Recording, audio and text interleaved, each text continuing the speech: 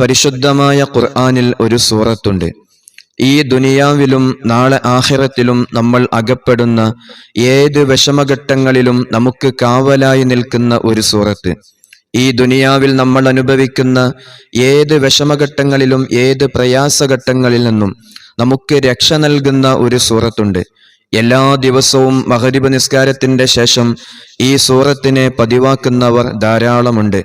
അല്ലാഹു സുബ്ഹാനഹു വ തആല നമുക്ക് തൗഫീഖ് നൽകുമാറാകട്ടെ.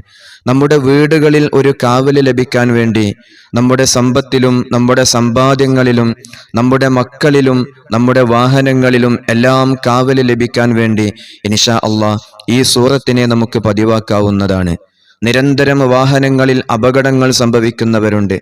വാഹനങ്ങളിൽ ബറക്കത്തില്ലാതെ അതിൽ നിന്നൊരു പുരോഗതി ലഭിക്കാതെ വിഷമിക്കുന്നവരുണ്ട്.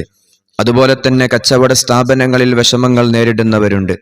ഇങ്ങനെയുള്ള ആളുകളൊക്കെ വാഹനങ്ങളിലും കച്ചവട സ്ഥാപനങ്ങളിലും ഇരുന്നു കൊണ്ട് ആ സൂറത്തിനെ നമ്മൾ പാരായണം ചെയ്യുകയാണെങ്കിൽ നമ്മുടെ വാഹനങ്ങൾക്കത് കാവലാണ്, നമ്മുടെ കച്ചവട സ്ഥാപനങ്ങൾക്കത് കാവലാണ്.